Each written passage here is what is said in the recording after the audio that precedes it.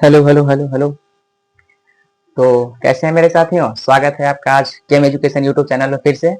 तो जैसा कि हम आपको पर डे एक एक लेक्चर दे रहे हैं ताकि आपका जो इम्पोर्टेंट कॉन्सेप्ट हो वो वीक ना हो, वो मजबूत होता चला जाए। ठीक है, अभी तो मान लो केमिस्ट्री पढ़ा रहे हैं, फिर कुछ दिन से चालू करेंगे, सिर्फ फिजिक्स पढ़ाएंगे, फिर बायो पढ़ाएंगे, लेकिन आपको पढ़ाई नहीं रुकना चाहिए।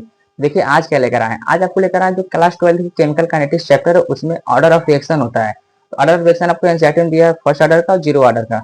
देखिए आज वाले हम बताएंगे जीरो ऑर्डर रिएक्शन। ठीक है, डायरेक्ट मुद्दा पे आते हैं, टॉपिक पे आते हैं। आई होप कि आप सब बढ़िया होंगे, पढ़ाई आप लिखिए, बेटर चलती होगी। ठीक है, देखिए तो केमिकल काइनेटिक्स जो ऑर्डर ऑफ रिएक्शन होता है, ऑर्डर ऑफ रिएक्शन, तो मान लीजिए ऑर्डर ऑफ रिएक्शन से पहले मान लीजिए हम देख रहे हैं कौन सा जीरो ऑर्डर रिएक्शन। क्या देख रहे हैं? Zero order reaction. Sorry guys, क्या देख रहे हैं? Zero order reaction. ठीक है, देखिए जीरो ऑर्डर रिएक्शन में क्या होता है, जैसे मान लीजिए आपके पास कोई रिएक्शन है ए सी बी, कोई रिएक्शन है ए सी बी। जब इसका आप लिखेंगे रेट ऑफ रिएक्शन, क्या लिखेंगे? रेट ऑफ रिएक्शन लिखेंगे। तो रेट ऑफ रिएक्शन कैसे लिखा जाता है? रेट ऑफ रिएक्शन कैसे लिखेंगे भैया? रेट ऑफ रिएक्शन जो होता है डायरेक्टली प्रोपोर्शनल होता है जो रिएक्टेंट होता है, रिएक्टेंट के कंसंट्रेशन के, रिएक्टेंट के कंसंट्रेशन के जो फाइनल कंसंट्रेशन होगा। मान लीजिए इसको ऐसे समझिए, देखिए फिर से मान लीजिए आपके पास कोई दिया रिएक्शन ए से बी। ठीक है, इस ए से बी वाले रिएक्शन में मान लीजिए कुछ जब आपका रिएक्शन स्टार्ट नहीं हुआ है, जब आपका रिएक्शन स्टार्ट नहीं हुआ है, जब आपका रिएक्शन स्टार्ट नहीं हुआ है, यानी टी बराबर जीरो समय मान लीजिए इसका जो इनिशियल कंसंट्रेशन है उसको मानना है ए नॉट। क्या मानना है? A not. और जब ए नॉट इसका इनिशियल है तो भैया इसका प्रोडक्ट का क्या होगा? जीरो। मान लीजिए किसी टी बराबर टी समय पे जब आपका रिएक्शन स्टार्ट हो गया है, तो उस समय मान लीजिए इसका जो रिएक्शन है, रिएक्टेंट है, ये जब कुछ खत्म होगा तो ये आपका बी वाला क्या होगा? कुछ बनेगा। अब मान लीजिए ये पहले ए नॉट है, ए नॉट में से अगर एक्स खत्म हो गया, अगर जितना खत्म होता है उतना बी क्या बनेगा? आपका बनेगा। ये तो आपका हो गया क्या? और ए नॉट माइनस एक्स में से इसको मिला के बोलते हैं ए टी। ए नॉट आपका हो गया इनिशियल कंसंट्रेशन, ए टी क्या होगा? Final concentration after T time. ठीक है, अब मान लीजिए इस रिएक्शन का अगर आपको रेट लिखना हो, क्या लिखना? रेट ऑफ रिएक्शन क्या होता है? डायरेक्टली प्रोपोर्शनल होता है जो भी इनिशियल कंसंट्रेशन होगा, जो भी कंसंट्रेशन होगा रिएक्टेंट का फाइनल वाला, यानी एटी के डायरेक्टली प्रोपोर्शनल होगा। इसके पावर में कुछ एन लिखते हैं, क्या लिखते हैं? एन। और इसी एन को बोलते हैं ऑर्डर ऑफ रिएक्शन। क्या बोलेंगे? Order of reaction. इसी को बोलेंगे ऑर्डर ऑफ रिएक्शन। और ऑर्डर ऑफ रिएक्शन एन की वैल्यू अगर जीरो होगा उसी का नाम हो जाएगा जीरो ऑर्डर रिएक्शन। अगर एन की वैल्यू दो होगा बोलेंगे सेकंड ऑर्डर रिएक्शन। अगर एन की वैल्यू वन होगा तो बोलेंगे फर्स्ट ऑर्डर रिएक्शन। यानी एन की वैल्यू जितना होगा उतना उसका ऑर्डर ऑफ रिएक्शन होता जाता है। तो ऑर्डर ऑफ रिएक्शन आपका जीरो भी हो सकता है, नेगेटिव भी हो सकता है, पॉजिटिव हो सकता है, फ्रैक्शन भी हो सकता है। यानी ऑर्डर ऑफ रिएक्शन आपकी एन की वैल्यू क्या होती है? अलग अलग जगह पे, अलग अलग सिचुएशन में, अलग अलग क्वेश्चन क्या होता है, अलग अलग इसका हो सकता है। इस तरीके से हमारा ऑर्डर ऑफ रिएक्शन एन की वैल्यू होती है। यहाँ पर आप लिख सकते हैं कि ए नॉट को क्या बोलते हैं? ए नॉट को बोलते हैं इनिशियल कंसंट्रेशन, इनिशियल कंसंट्रेशन। और एटी को क्या बोलेंगे? एटी को बोलेंगे फाइनल कंसंट्रेशन आफ्टर टाइम। यानी टी समय के बाद जो भी कंसंट्रेशन बचता है उतना खत्म होने के बाद उसे क्या बोलेंगे? एटी। और एन को क्या बोलेंगे? Order of reaction. रिएक्शन को शॉर्टकट में आर एक्शन लिखते हैं, तो समझदार हैं। क्या लिखेंगे? Order of reaction. इतना क्लियर हुआ? इसको हम डस्ट कर रहे हैं। अभी देखिए नेक्स्ट क्या बताते हैं आपको। अब मान लीजिए आपके पास यही रिएक्शन दिया गया, इस रिएक्शन में बोला गया इसका जो रेट है, और रेट ऑफ रिएक्शन कैसे लिखते हैं आप लोग समझदार हैं, समझाएंगे। रेट ऑफ रिएक्शन मान लीजिए जिसको आर बोलते हैं, आर को लिखा जाता है अगर रिएक्टेंट वाले को, अगर रिएक्टेंट साइड वाले को रेट ऑफ रिएक्शन लिखेंगे उसको बोला जाता है माइनस लगाते हैं। क्या लगाते हैं? Minus. Minus D concentration of A बटे डी टी। और यही कंसंट्रेशन बराबर होगा किसके? प्रोडक्ट के। लेकिन रिएक्टेंट वाले का माइनस लिखते हैं, प्रोडक्ट वाले को प्लस लिखते हैं। रिएक्टेंट वाले लिखते हैं डिसअपियरेंस ऑफ रिएक्टेंट, उसको बोलते हैं अपीयरेंस ऑफ प्रोडक्ट, यानी appearance of rate of reaction. इसको लिखेंगे डी कंसंट्रेशन ऑफ डी बटे कंसंट्रेशन ऑफ बटे डी टी। इसको लगाते हैं माइनस, इसको लगाते हैं प्लस। यानी माइनस मतलब खत्म हो रहा है, प्लस मतलब बन रहा है। इस तरह से रेट ऑफ रिएक्शन लिखते हैं। ये तो आपका हो गया। आपको पता है रिएक्शन कैसे देख रहे हैं? जीरो ऑर्डर के देख रहे हैं। किसका देख रहे हैं? जीरो ऑर्डर का। अब मान लीजिए इसी का रेट ऑफ रिएक्शन आपको पता है, आपको पता है कि रेट कैसे लिख रहे हैं? माइनस, आपको पता है, देखिए ध्यान समझिए, ध्यान समझिए, ध्यान समझिए। रेट लिख रहे हैं कैसे? Minus D A by D T. क्या लिख रहे हैं? Minus D A by D T. Clear हुआ? और इसी का रेट आपको जो अभी इसके पहले बताया, ध्यान समझिए, इसके पहले क्या बताया था आपको? इसके पहले जो रेट ऑफ रिएक्शन होता है वो किसके प्रोपोर्शनल होता है भैया? प्रोपोर्शनल होता है फाइनल कंसंट्रेशन के पावर के एन। लेकिन एन का वैल्यू कितना माने हैं? जीरो। क्या माने हैं? जीरो। और पता है जब ये वाला सिंबल हटता है तो भैया बराबर आता है। जब बराबर आएगा तो यहाँ पे कोई ना कोई कांस्टेंट आता है, कांस्टेंट को मान लीजिए के मानना है और उसके बाद लिख रहे हैं 80। क्या लिख रहे हैं? 80। पावर में जो जीरो है उसको जीरो जीरो लिख रहे हैं। और किसी के पावर जीरो, इसका मतलब उसकी पूरी की वैल्यू कितना हो जाएगा? 1। क्या हो जाएगा? 1। तो इसका मतलब आर बराबर क्या हो गया? आर बराबर के, इसके पावर 1 हो जाएगा, आर बराबर क्या हो जाएगा? के। और के को ही बोलते हैं रेट कांस्टेंट। क्यों क्या बोलते हैं? Rate constant. ये क्या बोलेंगे? Rate constant. आई होप कि आपको इतना क्लियर हो गया। यानी जीरो ऑर्डर रिएक्शन का जो भी रेट कांस्टेंट होगा वही उसका रेट ऑफ रिएक्शन होगा। मोस्ट इंपोर्टेंट भैया पॉइंट है, इसको नोट कर लीजिएगा। जीरो ऑर्डर रिएक्शन के लिए जो भी उसका रेट कांस्टेंट वैल्यू होगा वही उसका क्या होगा? रेट ऑफ रिएक्शन होगा। इतना क्लियर हुआ? अब देखिए, अब इसको नोट कर लीजिए इतना, तो इसके बाद नेक्स्ट में जाते हैं। देखिए, तो जैसा कि आपको पता है कि रेट क्या होगा इस रिएक्टेंट का, लिखेंगे तो आर बराबर minus D by D T, और बराबर किसके है? के के। बराबर किसके है? के के। यानी बोल सकते हैं minus D by D T किस बराबर है? के के। अब डी टी को उस साइड ले जा रहे हैं, क्या करें? डी टी को उस साइड लेके जा रहे हैं, माइनस डी ए, इसको लिख रहे हैं के डी टी। क्या लिखेंगे? के डी टी। क्लियर हुआ? अब देखिए, अब क्या कर रहे हैं? दोनों साइड इंटीग्रेट कर रहे हैं, इंटीग्रेशन करते हैं। भैया मैथ में पढ़ेंगे, फिर फिजिक्स में पढ़ेंगे, बेसिक मैथ में पढ़ाते हैं इंटीग्रेशन डिफरेंशिएशन। देखिए नॉर्मली आपको बता रहे हैं। अब क्या करेंगे? इंटीग्रेशन डी ए बराबर के डी टी। इंटीग्रेशन का सिंबल ये होता है। क्लियर हुआ? इसको कर रहे हैं। अब देखिए, दोनों साइड क्या करेंगे? लिमिट रखेंगे। क्या रखेंगे? लिमिट रखेंगे।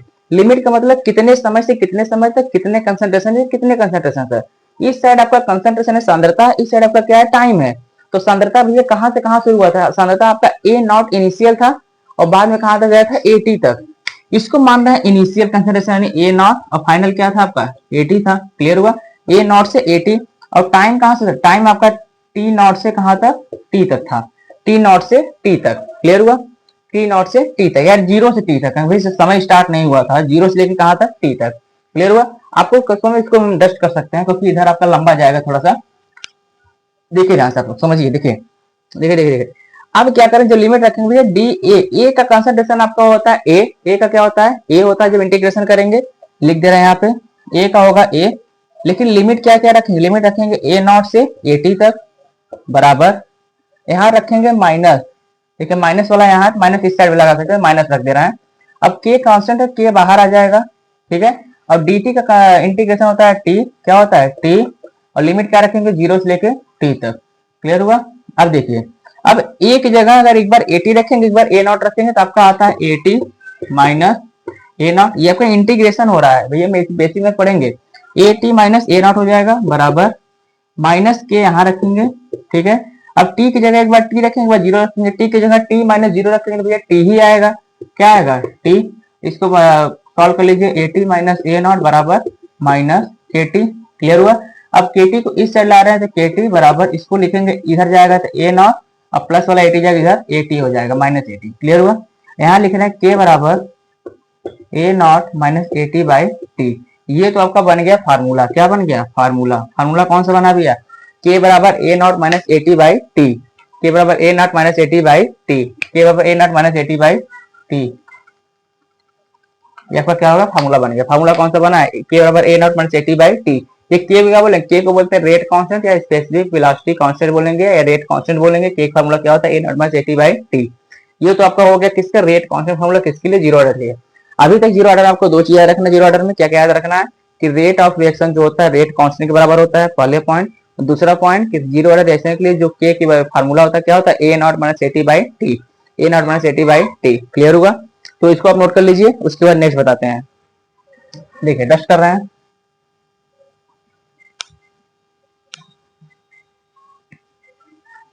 देखिए एक होता है हाफ लाइफ पीरियड। क्या होता है? Half life period.